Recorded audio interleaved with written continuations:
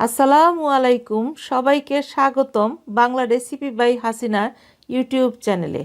শীতকালের খুবই মজাদার এবং সুস্বাদু একটি খাবার খেজুর গুড়ের পায়েস তৈরির চটজলদি রেসিপি নিয়ে আজ চলে এসেছি। আশা করছি ভিডিওটির শুরু থেকে শেষ পর্যন্ত আপনারা আমাদের সাথেই থাকবেন। নতুন ভিউয়ার্সদের উদ্দেশ্যে বলছি, আমাদের চ্যানেল সাবস্ক্রাইব করতে ভুলবেন না, পাশের বেল আইকনে ক্লিক করবেন, এতে করে নতুন ভিডিওর নোটিফিকেশন সাথে সাথে পৌঁছে যাবে আপনার কাছে। গুড়ের পায়েস রান্না করার জন্য আমি এখানে 1 লিটার ফুল ক্রিম তরল দুধ নিয়ে নিয়েছি, গরুর দুধ নিয়েছি। আপনারা ইচ্ছা করলে পাউডার দুধও নিতে পারবেন। পাউডার দুধের নিয়ম হলো 1 কাপ দুধের সাথে 3.5 কাপ পানি মিশিয়ে জাল করে নেবেন। দুধটা 10 মিনিট জাল করার পরে যখন এরকম ঘন হয়ে আসবে তখন চাউলটা দিয়ে দিবেন। চাউল আমি এখানে নিয়েছি, 1/2 কাপ চাউল নিয়েছি, আধা ঘন্টা ভিজিয়ে রেখেছিলাম, এতে করে চাউলটা তাড়াতাড়ি সেদ্ধ হবে। এখন চাউলটা দিয়ে দিচ্ছি।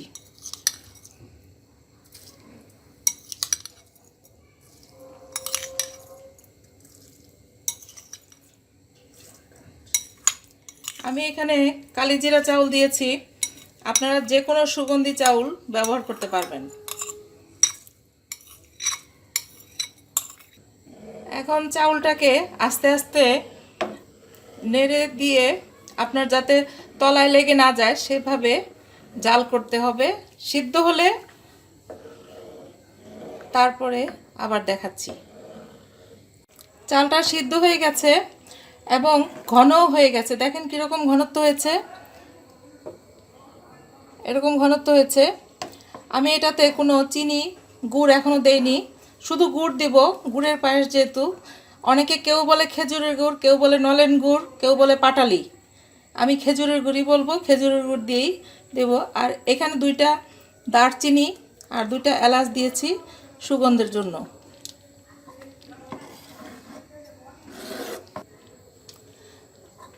আমার চাউল সিদ্ধ হয়ে গেছে, পায়েসটাও ঘন হয়ে গেছে। এখন আমি চুলাটা বন্ধ করে দেব। গুড়টাকে আমি এভাবে লিকুইড করে নিয়েছি। এখানে আমি 1 কাপ খেজুরের গুড়, তার সাথে 3 টেবিল চামচ দিয়ে লিকুইড করে নিয়েছি। আস্ত গুড় দিলে অনেক সময় দুধে ছানা হয়ে যায়, এজন্য আমি লিকুইডভাবে দিব। আর পায়েসটা একটু ঠান্ডা করে তারপর গুড়টা মিশাবো। গুড়টা আমি চুলায় জাল করে নিয়েছি আর হাতে সহ্য হয় এরকম ঠান্ডা করে নিয়েছি। আপনারা এভাবেই মিশাবেন। আমি এখন মিশিয়ে দিচ্ছি।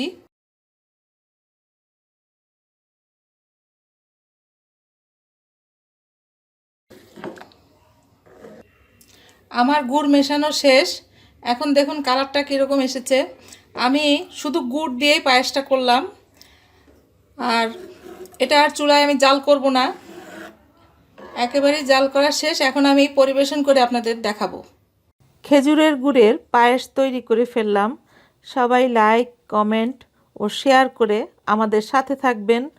আবার হাজির হব নতুন কোনো রেসিপি নিয়ে। সবাই ভালো থাকবেন। আল্লাহ হাফেজ।